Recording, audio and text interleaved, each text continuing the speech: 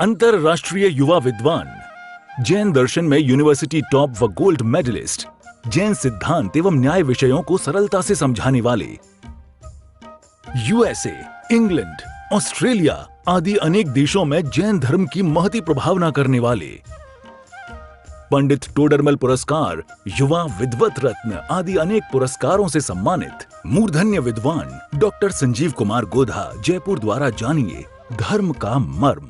इस कार्यक्रम के प्रायोजक हैं श्रीमान अश्वनी जैन, श्रीमती श्री जैन, कुमारी अनिका जैन, दिल्ली निवासी, जयपुर प्रवासी। हरिहंत सिद्ध सूर्य उपाध्याय साधु सर्व अर्थ के प्रकाशी मांगली के उपकारी है।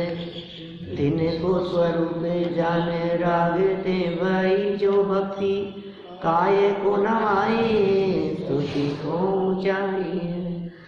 धन्य धन्य तीन हित काज सब आज भाए कर जोड़े बारे बारे वंदना हमारी है। मंगल कल्याण सुख सो हम चाहते हैं। ओ मेरी ऐसी दशा जैसी तुम्हारी है। ओ मेरी ऐसी दशा जैसी तुम्हारी है। ओ मेरी ऐसी दशा जैसी तुम्हारी है। क्षत्र चूड़ामणि नामक इस ग्रंथ के आधार से द्वितीय लंब के अंतर्गत चर्चा कुछ ऐसी चल रही थी कि गुरु आर्यनंदी ने जीवंदर कुमार को जब उसका पूर्व वृत्तांत सुनाया कि तुम यहाँ कैसे आए और तुम्हारे साथ में क्या परिस्थितियाँ बनी, तो उसे जानकर जीवंदर कुमार को क्रोध आ गया।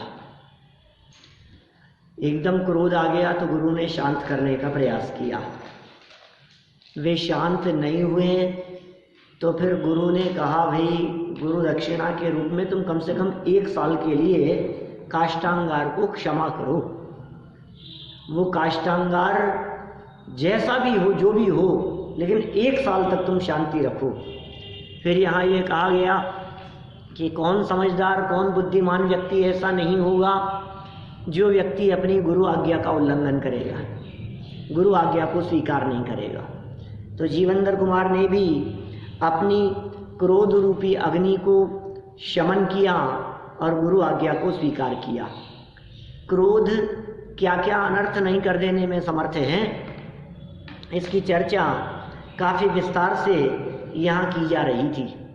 और ये कहा, मानो जीवंदर कुमार ने यह बात कही हो कि गुरुजी, कहना तो आसान है, जिस पे बीतती है उसे ही पता लगता है। आप कह तो रहे हो कि क्रोध मत करो, लेकिन जिसने मेरा इतना अहित किया हो उसके ऊपर गुस्सा कैसे नहीं आएगा? इतना बुरा किया है उसने, उसके ऊपर क्या गुस्सा नहीं आएगा? मुझे अवश्य आएगा। तो गुरु ने कहा कि बात तो सही कह रहे हो, तुम्हारे हिसाब से बुरा करने वाले पर क्रोध आना चाहिए। तो सुनो, जो तुम्हारे धर्म को नष्ट कर देवे, क्या गुस्सा नहीं आएगा उसके ऊपर? और धर्म ही नहीं, अर्थ को भी नष्ट कर दे, तुम्हारे काम भोगादि को सबको नष्ट कर देवे, तुम्हारी मोक्ष लक्ष्मी को लूट लेवे, तुम्हारे जीवन को खत्म कर देवे, पूरा जीवन बर्बाद कर देवे। बतलाओ, ऐसे शत्रु के ऊपर क्रोध पहले करोगे या काष्टांगार पर क्रोध पहले करोगे? साहब, वो शत्रु तो ज्यादा बड़ा दिखता है। कौन है ऐसा शत्रु? बोले तुम्हारा क्रोध ही तुम्हारा सबसे बड़ा शत्रु है, इसलिए क्रोध पर ही पहले क्रोध किया जाना चाहिए। क्रोधी स्वयं ही दुखी, नई बात कहते हैं। 43 नंबर का यह श्लोक है, 154, 154 नंबर का यह पेज है। दहेत स्वमेव रोषाग्निर, क्या शब्द है ये? कुछ में प्रिंट नहीं है। परम विषयम ततः, क्या कह रहे हैं? क्रुध्यन् निक्षेपति स्वांगे वह्निमन्ये दिधिक्षया।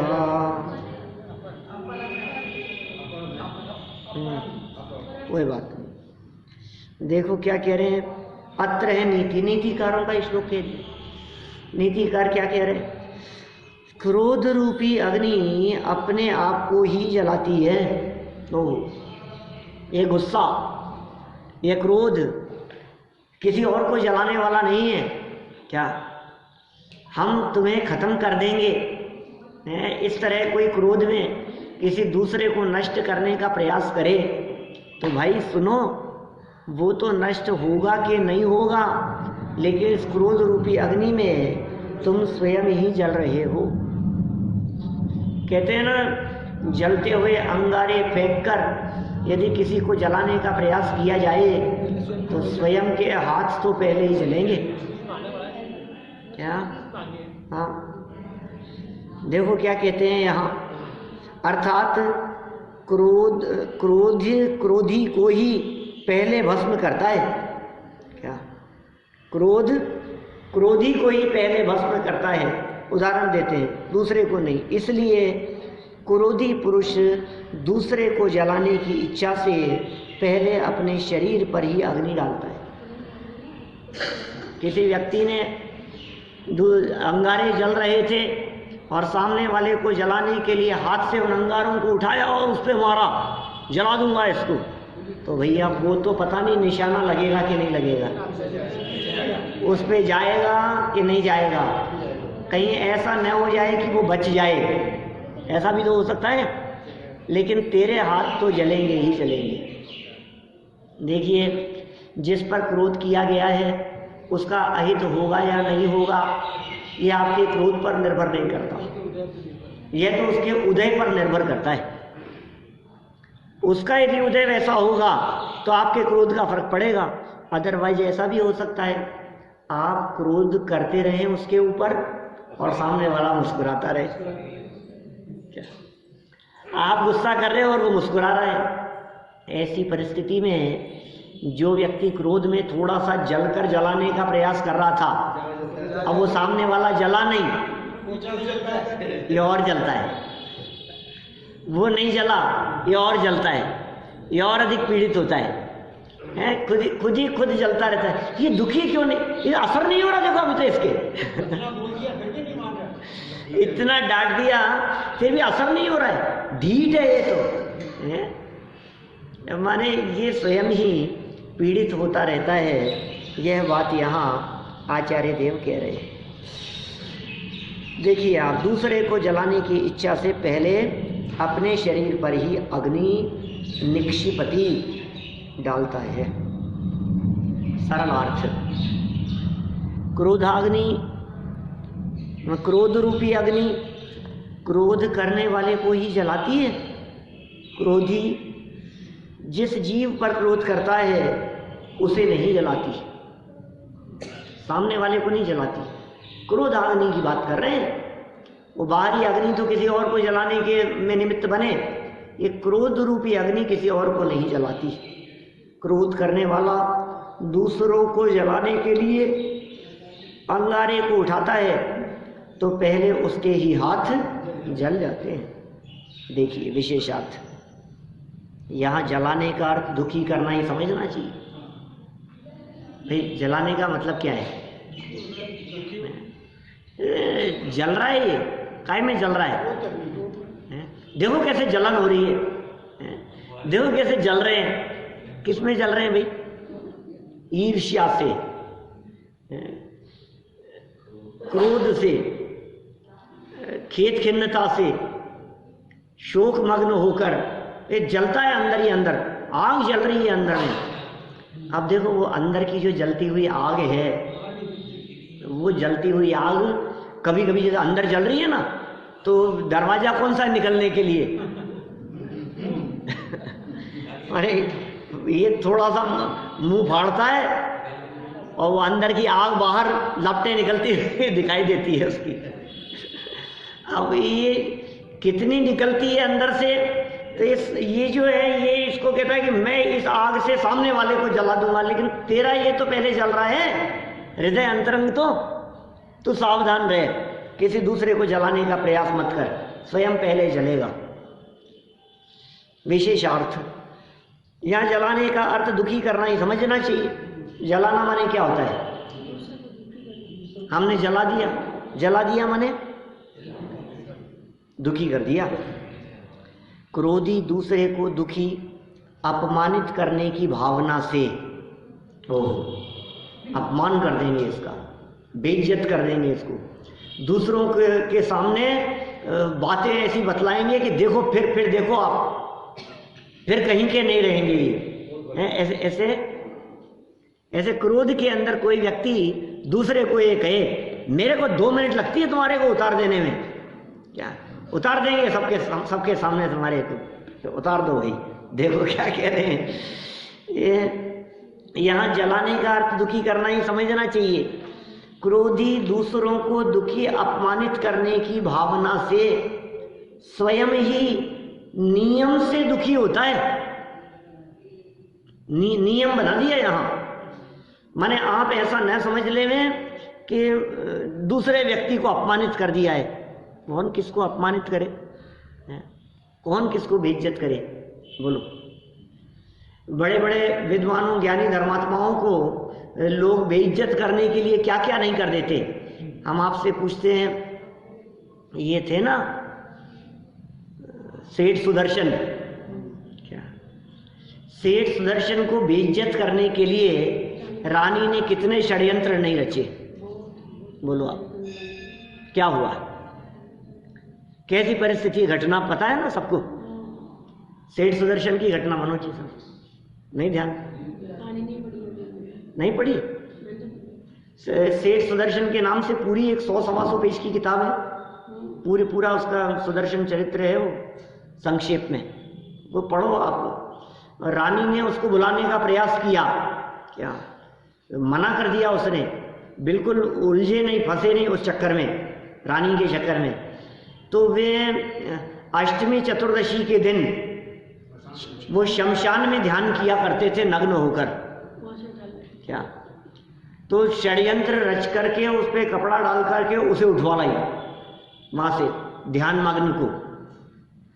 अब जब दरवाजे खोले गए तो सुदर्शन सेठ अंदर मिला रानी के, वहां रानी के महल में। अब सोचो आप, नग्न अवस्था में वो दिख रहे हैं वहां, और सारा जगत देख रहा है, समाज देख रहा है। अब क्या सफाई देवे बोलो उस संबंध में? वो विश्वास करने का बोलना क्या है? तुम जो उचित समझो, जो सजा तुम्हें देनी हो सो दो। बोलो क्या स्थिति हुई होगी, कल्पना कर सकते हो आप?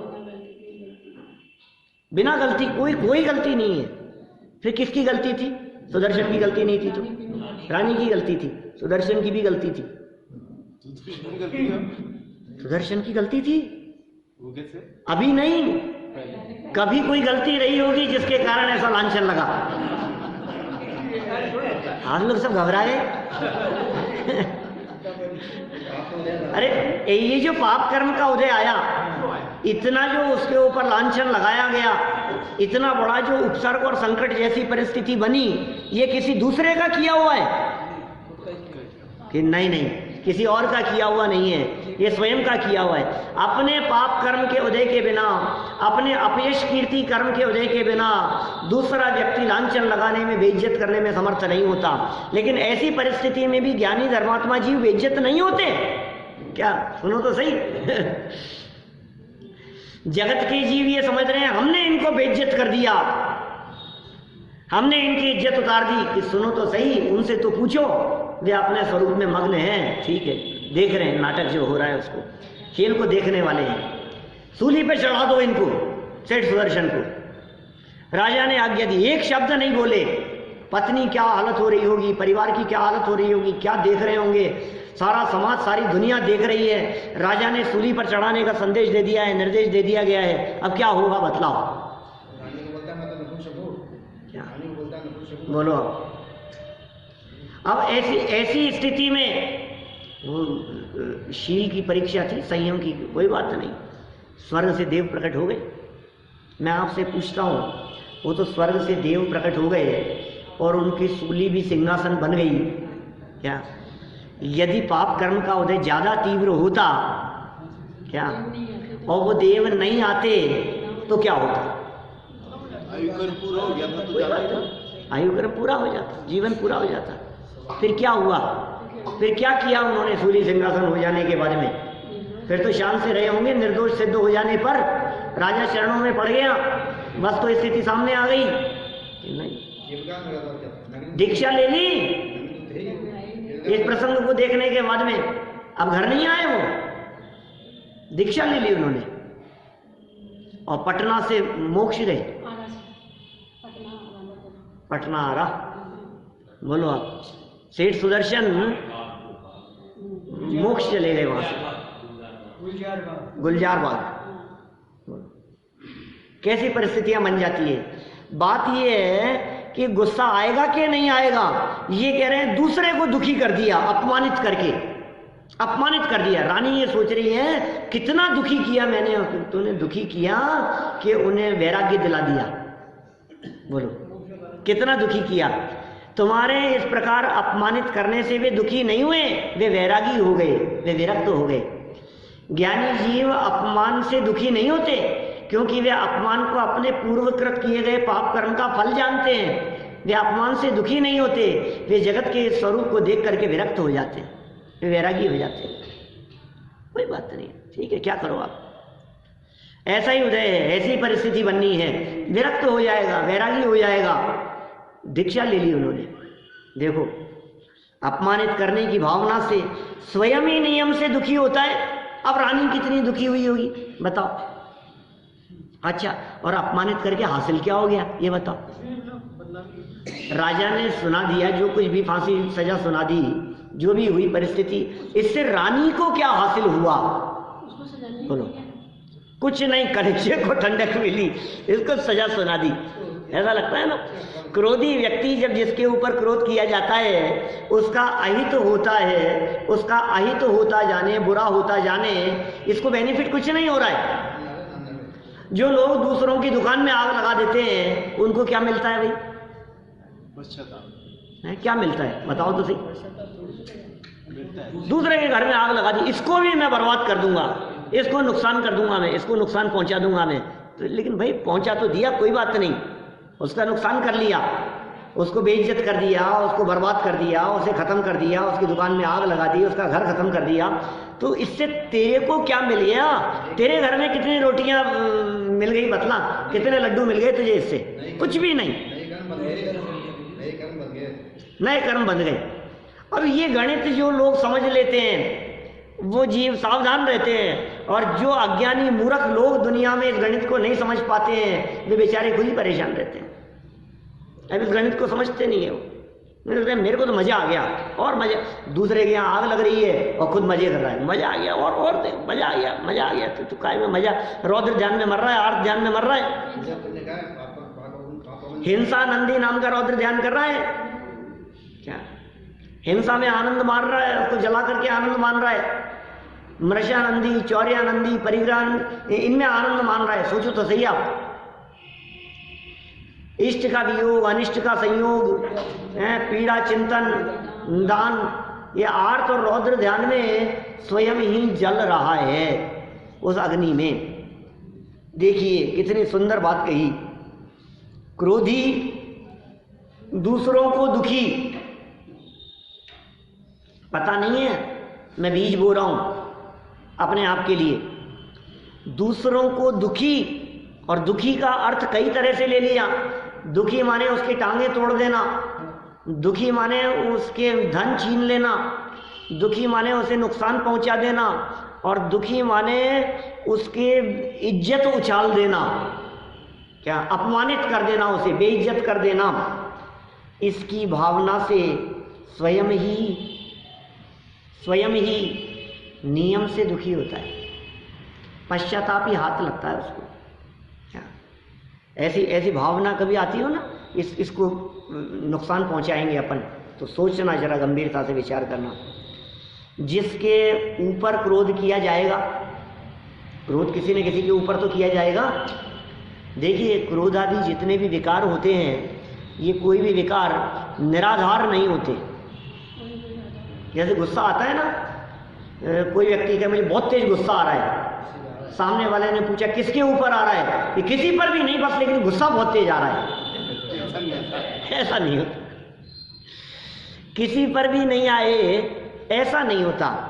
ये क्रोध किसी न किसी के ऊपर आता है, माने किसी न किसी परिस्थिति पर आता है। इसे जीतने का उपाय क्या है?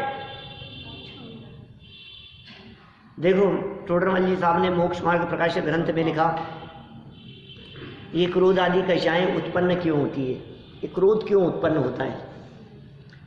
तो कहा, जब यह जीव ऐसा विचार करता है कि इसने मेरा बुरा किया है, तो क्रोध उत्पन्न होता है। क्रोध कैसे उत्पन्न? गुस्सा क्यों आता है? इसने मेरा बुरा कर दिया, क्या इसने मुझे ये काम बता दिया, माने मेरे ऊपर महासंकट आ गया, ये मेरा बहुत बुरा करने वाला है।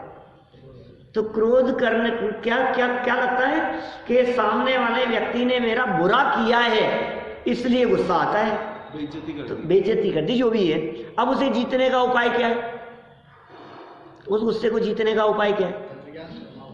स्वयं अपने अपने गुस्से को जीतने के उपाय की सोचें। मुझे यदि गुस्सा आता है तो मैं ये सोचूं कि मैं अपने इस गुस्से को कैसे कंट्रोल करूं, तो उपाय क्या है? तो जवाब लिखा उन्होंने, तत्व ज्ञान के अभ्यास से जब पर पदार्थ इष्ट या अनिष्ट भाषित ना हो तो क्रोधादि कषाएं उत्पन्न नहीं होंगी। तत्व ज्ञान का अभ्यास चाहिए, वो नीचे बताने वाले हैं। देखो, अभी ये वाक्य पढ़ के पूरा करते हैं इसको। यहाँ दूसरे का दुखी होना तो उसके भवितव्य तथा उसके परिणाम पर निर्भर है, अतः क्रोध करना ही नहीं चाहिए। आपने तो खूब कोशिश कर ली, अब उसका बुरा हुआ ही नहीं। आपने तो सोचा आग लगा दो इसको, महल में सो रहे हैं ये पांडव, लाख का महल बनाया है, इस लाक्षा ग्रह में लाख के बनाए हुए इस महल में आग लगा दी जाए तो ये पांचों पांडव जल करके भस्म हो जाएंगे, मर जाएंगे। फिर क्या हुआ? भवितव्यता कुछ और थी। कुरियात सा भवितव्यता आगतवती तत्तत्र यद्रोच्यते मोहोल्लास विषाद अति प्रसरतो हित्वा विकल्पान बहुन। ये उसमें पद्मनंदी पंचविंशतिका के अंदर एक श्लोक दिया आचार्य देव ने, आचार्य पद्मनंदी स्वामी ने। माने जो भवितव्यता को जो जचेगा ना वो करके रहेगी भवितव्यता। कहते हैं ना, मुद्दे ही लाख बुरा चाहे तो क्या होता है, वही होता है जो भवितव्यता अनुसार होता है। क्या मन खुदा को क्या मंजूर होगा? चाहे ये तो भवितव्यता अनुसार जो होगा। तू कितना भी लाख बुरा चाह ले मेरा, लेकिन मेरी भवितव्यता अनुसार जो होना है वही होगा। बुरा होना होगा तो निमित्त तो बन जाएगा, कोई दिक्कत नहीं, उसमें भी हम सहज हैं। और बुरा नहीं होना होगा तो लाख प्रयास कर लो, आप बुरा करने में समर्थ नहीं हो पाओगे। देखो, दूसरे का तो हो चाहे ना हो, ये कह रहे हैं यहाँ दुखी होना तो भवितव्य आदि ने, और अकेला भवितव्य नहीं। और गजब की बात सुनो, आपने यहां से सामने वाले को, बैठा हुआ है सामने वाला व्यक्ति, और आपने यहां से गोली चलाई मार देने के लिए, किसी ने चलाई, अपने तो इस तरह की परिस्थिति बन ही नहीं सकती, लेकिन यहां से गोली चल भी गई, और जब वो चली तो वो नीचे कुछ लेने के लिए झुक गया, तो गोली ऊपर से निकल गई। अब बोलो क्या करो? माने उसका यदि आयु कर्म पूरा होना होगा तो ही मारने वाला मार पाएगा। उसका आयु कर्म पूरा होने का काल नहीं आया तो मारने के कितने भी प्रयास कर ले वे मार ही नहीं सकता। निज आयु क्षय से मरण हो, यह बात जिनवर ने कही, तुम मार कैसे सकोगे जब आयु हर सकते नहीं। आयु को यदि तू चुरा ले क्या, तब तो मार दिया, आयु हर नहीं सकता है। क्या गाथा है कुंदकुंदाचार्य देव की, कितना निर्भर कर दिया है। कोई किसी को मार नहीं सकता, कोई किसी को बचा नहीं सकता। मैं मारता हूँ अन्य को या मुझे मारे अन्य जन, यह मान्यता ज्ञान है जिनवर कहे भव्य जन।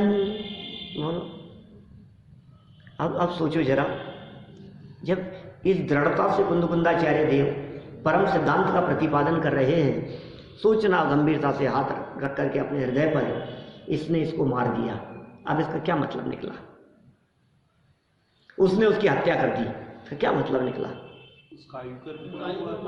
और ये निमित्त बना है ही नहीं ना, ये तो कोई मार ही नहीं सकता है ना। फिर मैंने इसको बचा लिया, मैंने चींटी को बचा लिया, मैंने मच्छर को मार दिया, इसने मार दिया, ये हत्यारे हैं, ये अपराधी है, इन बातों का क्या मतलब रह गया? तो फिर साहब ये तो आप सब स्वच्छंद हो जाएंगे, फिर तो सारा जगत स्वच्छंद हो जाएगा। जब किसी के मारने से कोई मरता नहीं है, जीव तो मरता नहीं है, पुद्गल तो मरा हुआ ही है, तो फिर कोई किसी को कितना भी मारेगा, पीटेगा, कुछ भी करेगा, तो सारे जगत में कोलाहल मच जाएगा। महाराज कैसी बातें लिख रहे हो आप कि भाई हम लिख क्या रहे हैं, तो सच्चाई बता रहे हैं। हमारे लिखने से थोड़ी ना हो जाएगा, जगत का स्वरूप ही ऐसा ही है। तो फिर यदि प्रत्येक जीव अपने उदय के अनुसार आयु के हिसाब से जीता और मरता है, तो फिर मैंने यदि इसको मार दिया तो मुझे पाप क्यों लग रहा है? वो तो अपनी आयु से मरा है, मुझे पाप क्यों लग रहा है? फिर आलू खाने के लिए मना क्यों कर रहे हो? फिर पाप क्यों लग रहा है? कि भाई सुन, तेरे मारने से तो मरेगा नहीं, लेकिन जो तेरे को मारने का भाव आया ना, उसमें तूने हिंसा का पाप बांध लिया। अभिप्राय से बन रहा है। इसलिए देखो क्या गजब बात कहती फिर आगे बढ़ करके, प्राणी मरे या ना मरे हिंसा अयत्नाचार से। तूने तो मारने का भाव कर लिया, तूने गोली चला दी, सामने वाला नहीं मरा, तुझे हत्या का पाप लग गया। अरे मरा ही नहीं फिर भी कि हाँ, ऐसा ही है जैन दर्शन। तब बंद होता है नहीं जब रहे यत्नाचार से। बोलो, बैठे बैठे ही करता रहता है राग द्वेष, क्या बैठे बैठे ही करता है? खाम खामी लेना देना कुछ नहीं, और खाम खामे राग द्वेष किए जा रहे, कर्म बांधे जा रहे। क्या करें? देखिए शास्त्र स्वाध्याय का फल बतलाते हैं आगे। ऊपर हो गई ना बात भवितव्य, और ये 12वीं बात रह गई। देखो अभी आगे बढ़ने के पहले, दूसरे का दुखी होना तो उसके भवितव्य, एक बात कही, लेकिन भवितव्य से भी दुखी नहीं होता क्या? और दुखी होने रूप भवितव्य की बात करो। आपने परिस्थितियां बनाई दुखी करने के लिए, अब आप ये कहो कि नहीं नहीं इसके भवितव्य में भी ऐसा था। मास्टर साहब, भवितव्य में भी ये बात थी कि देखो परिस्थिति ऐसी बन गई, उसके साथ में आग जला दी, माथे पर सीढ़ी जल रही है उसके, तो सुनो, भवितव्य से दुखी नहीं हो रहा, परिणाम से सुखी दुखी हो रहा। सुख दुख परिणाम अनुसार होते हैं। वाक्य याद है कि नहीं? बोलो, 3 वाक्य याद कराए थे। कार्य योग्यता अनुसार, और संयोग उदयानुसार। संयोग उदयानुसार मिलते हैं। मनोज जी सब याद रखना, 3 महत्वपूर्ण वाक्य हैं, लाइफ टाइम काम आने योग्य हैं, ऐसे वाक्य हैं। संयोग उदयानुसार मिलते हैं, भाव समझिए, जो संयोग मिलेंगे अपने उदय के अनुसार मिलेंगे। संयोग उदयानुसार मिलते हैं, सुख दुख उदय के अनुसार नहीं होता, सुख दुख परिणाम अनुसार होता है, और कार्य योग्यता अनुसार होता है, भवितव्यता अनुसार होता है। देखो ये लिखा। एक और बात है कि हमको देश ही विकार लगता है, राग तो कभी विकार लगता है। हाँ, तो गलती है ना, ज्ञानियों को राग भी विकार लगता है। और तीसरी बात है, विकार में सुख की अपेक्षा बनी रहती है। विकार में सुख की अपेक्षा बनी रहती है, इससे सुख मिल जाएगा। सही बात है। इसीलिए विकार को पर से सुख की अपेक्षा रखना भी विकार है। पर से सुख दुख की कल्पना करना यह भी विकार है। चौथी बात है कि जन्मों से संस्कार विकार की ओर जाने के हैं, राग तो दूर होता ही नहीं। बातें तो सब सच्ची कह रहे हो आप, पुरुषार्थ की कमी। हाँ, लेकिन सब में पुरुषार्थ की कमजोरी है। गलती किसकी है इसमें? जन्मों से राग के संस्कार हैं, विषयों के संस्कार हैं, आहार भय मैथुन परिग्रह 4 संज्ञाएं जन्म जन्मांतरों से सदा काल से मौजूद है। तो संस्कार क्या करेगा? अनादि काल से उल्टे संस्कार पड़ रहे हैं। एक बार तत्वज्ञान के अभ्यास से तू सबल संस्कार डालने का प्रयास करेगा तो ये उल्टे संस्कार टूट करके अच्छे संस्कार पड़ जाएंगे। संस्कार कैसे पड़ते हैं?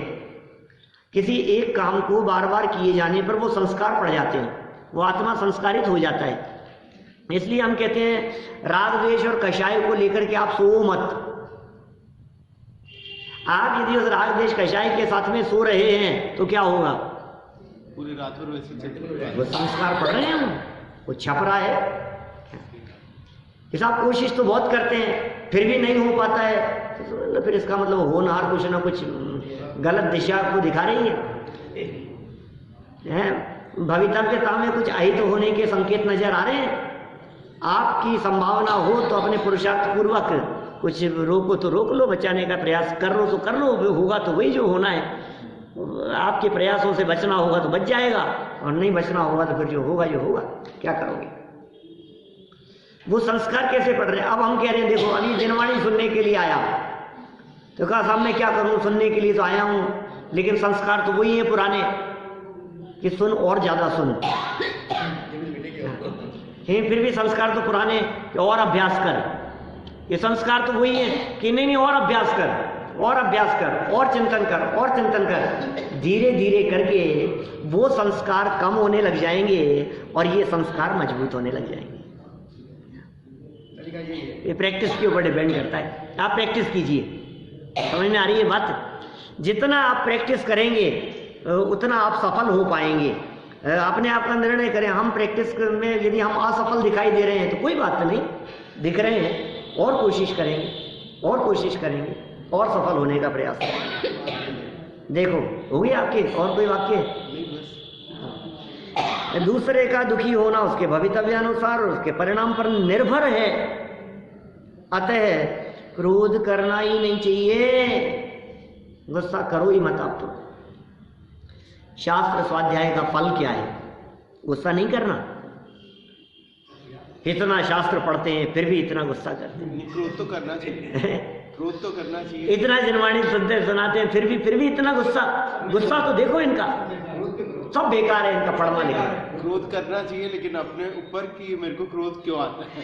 देखो हेयोपादेय विज्ञानम नोचेद्यर्थ श्रम श्रुतौ किम व्रीहि खंडनायासे तन्नुराणाम संभवे। क्या कह रहे हैं? पूरा ही नीतिकारों का श्लोक। जटिल संस्कृत नहीं है। हाँ सरल संस्कृत जटिल है। नहीं, जटिल कहाँ है? हे उपादेय विज्ञानम नो नहीं है, जैसे हे उपादेय के विज्ञान का ज्ञान नहीं है। नीचे वाला शब्द इतना लंबा दिया है, वो संधि है उसकी, विच्छेद करके देखो। देखिए पूरा नीतिकारों का श्लोक है। माने देखो आप पूरे ग्रंथ में कदम कदम पे नीतियां हैं। हमें ऐसा लगता है या तो नीति का कोई मूल ग्रंथ हो जिसमें नीति शतक जैसा है, जो नीति का ही ग्रंथ है। इससे समझ में आ रही नहीं। हाँ, मतलब वो डायरेक्ट नीतियां बतलाते हैं तो समझ में नहीं आती, या तो स्टोरी में लपेट करके समझा रहे हैं ना नीतियां, तो बात समझ में आ रही है हमारे को, कहानी से समझ में आ रही है। लेकिन क्या नीतियां भरी है भाई। यदि हे व उपादेय का ज्ञान नहीं है तो शास्त्र संबंधी परिश्रम करना व्यर्थ है, बेकार है सारा शास्त्र पढ़ना। तो अच्छे बुरे की खबर नहीं है तुझे, तेरे को इतनी शिक्षा दी है जीवन भर मैंने, और तू अपना भला बुरा नहीं पहचान पा रहा है। इस गुस्से में अपना ही हित करने के लिए तैयार हो रहा है, तो फिर सारी पढ़ाई लिखाई बेकार हो गई। बहुत सूक्ष्मता है। कब स्वभाव विद्या ददाति विनयम, विद्या विनयम ददाति। विद्या ज्ञान उसे कहते हैं जो विनम्रता दिलाए, उसका नाम ज्ञान है। जैसे ही ज्ञान बढ़ता चला जाए वैसे वैसे विनम्रता आनी चाहिए। ज्यों ज्यों वृक्ष के ऊपर फल लगते हैं वैसे वैसे कुछ झुकता है। विनम्रता नहीं है तो आपकी विद्या किसी काम की नहीं। ज्ञान विनय को प्रदान करता है, इसलिए ज्ञान और विनय इनका जोड़ा है, सुमेल है इनका। इस कार्यक्रम के प्रायोजक हैं श्रीमान अश्वनी जैन, श्रीमती श्री जैन, कुमारी अनिका जैन, दिल्ली निवासी, जयपुर प्रवासी।